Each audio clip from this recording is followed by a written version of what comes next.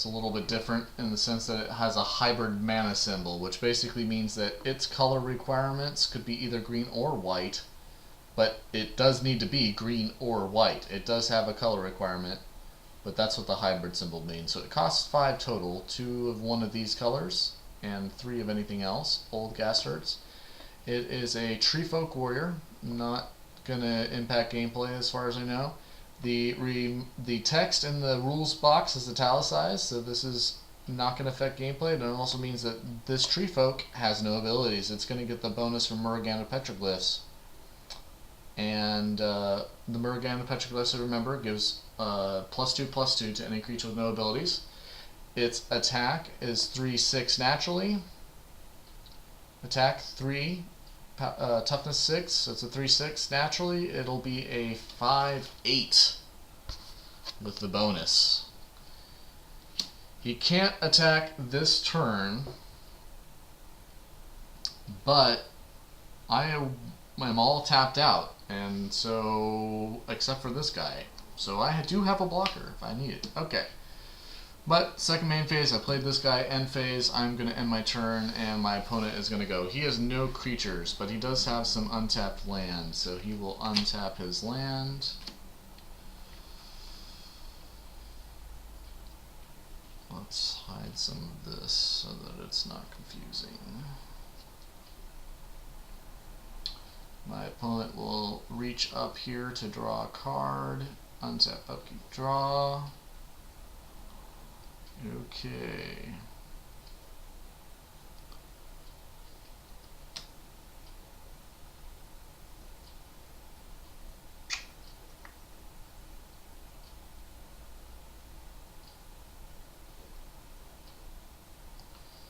He's gonna tap 2 plains and 2 mountains. Play something that costs 2 white and 2 of anything else, and it is a legendary creature.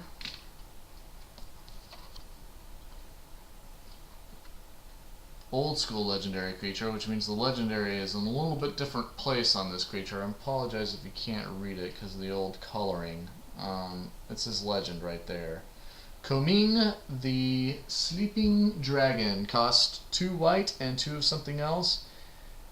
All of the opponent's other creatures get +1/+1, +1 attack, +1 toughness, as long as Coming is in play. So Coming does not get the bonus, but all other of my opponent's creatures do, as long as he's in the battlefield and not in the graveyard.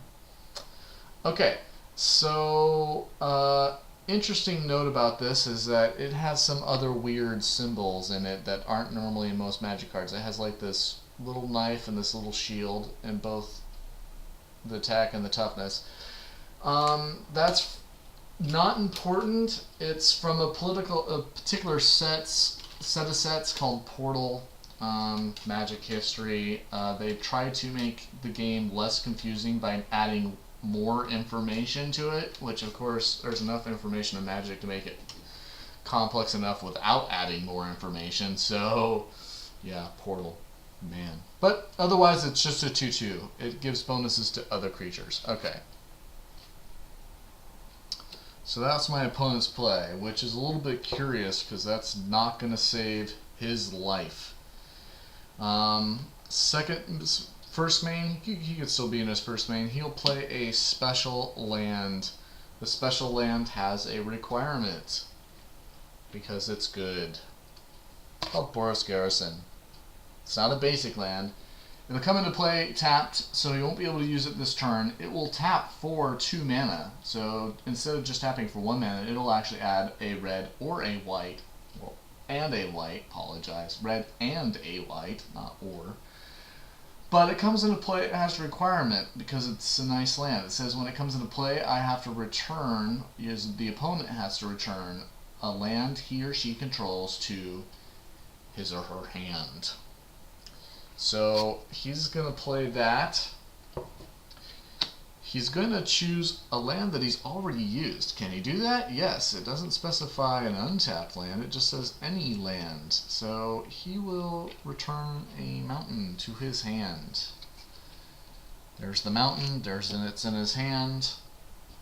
And he will end his turn. Okay, my turn again. And we're looking at complete death. We're going to overrun my opponent. I have 4 creatures. Here are my 4 creatures, and there's my bonus 2 plus 2 plus 2 to all creatures with no abilities. Awesome. Untap, upkeep, draw. My opponent only has 1 blocker. It's just a 2/2. I'm going to totally overrun him this turn, almost guaranteed.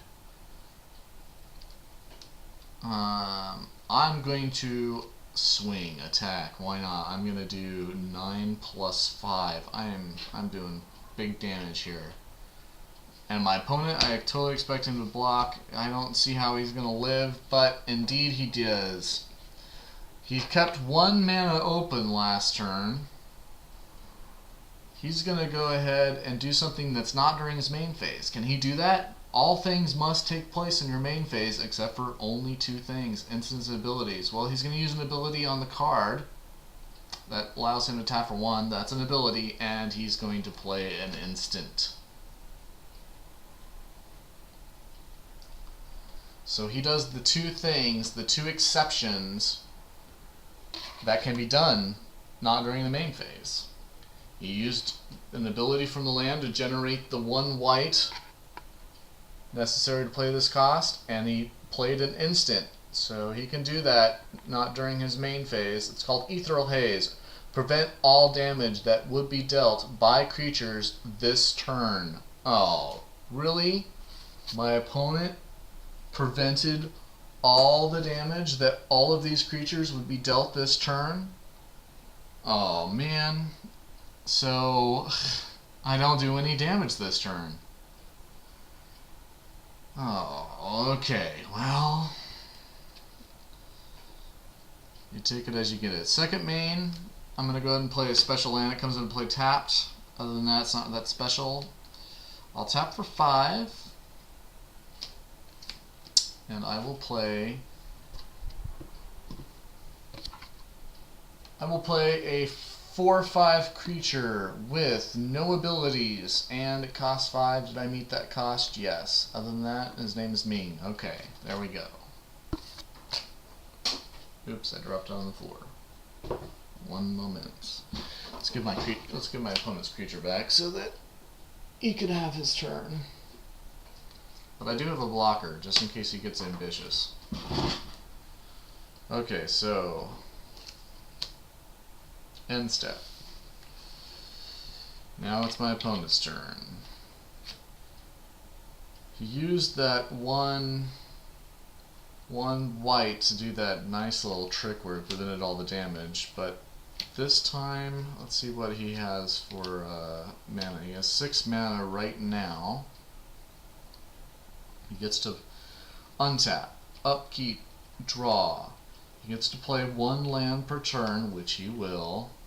So now he has 7 land, because this one taps for 2. So even though I have 6 land, it'll tap for up to 7. And he's going to go ahead and tap it all. 7. 2 white and 5 colorless is the requirement of the card. He's going to play a big, burly sort of samurai. Kondo. Wow. Kondo. We already heard that name. Lord of Ijano. We've already heard that too. Ijanjo? Man, I'm thinking. Okay, 2 white, 5 colorless. It's a legendary creature. Only one of them may be in play on the battlefield for any opponent, any player during the whole entire game. He's a samurai. Vigilance. It comes with Reiner takes. What does it mean? When he attacks, it does not cause him to tap. He's not used when he attacks. Oh, dear Lord. Okay. He has Bushido 5. He gets +5/+5 when he blocks or becomes blocked. Or, you know, when he blocks. And his last one, what's his last ability? Is epic. He's indestructible. What does that mean? Does that mean there's no way to get rid of him? Well, no. If he's removed from game, that'll get rid of him. If he's given, if his power and toughness is decreased to the point where he cannot exist and becomes a 0/0, then he'll leave the battlefield. But otherwise, any damage that would cause him to be destroyed, any instants or sorceries or any other trickery that would cause him to be destroyed is nullified. He is indestructible, which basically means that he's not going to be killed during damage or combat or anything else like that, which is okay. So my guy has a super blocker, but he has only 3 life. Does he attack? No. Second main phase? Over. End phase? Yes. Okay, it's my turn again. That creature that my opponent played is scary. It is super scary. But I have 5 creatures to his 2. Let's see if we can get this organized a little bit better. Nope, that goes off camera. Here's my deck. Here's the bonus. Alright, let's get this going a little bit. Alright, well, that's about as good as I can get it on camera. Okay, untap. I've done that. Upkeep. No cards that require upkeep. Draw. I have 6 lands total. My opponent has a summoning sick guy, but it won't matter because he's vigilant and he can block anyway. So these are my creatures, and those are my opponent's creatures. I have 1, 2, 3, 4, 5 creatures. When you block, you can only block 1 to 1. If he wants to double block a creature, he can. But as far as can this guy all alone block 5 creatures? No, not with the abilities he currently has. So even, let's theorize, because I'm thinking I can kill him this turn. If 2 of my biggest creatures are blocked, do I still do the 3 damage necessary to his life? The answer is yes. My opponent tapped out all of his mana to play this huge guy, so I'm thinking it's in the bag. I will go ahead and declare that I am attacking. As expected, my opponent blocks the 2 biggest creatures so that the damage will not go through.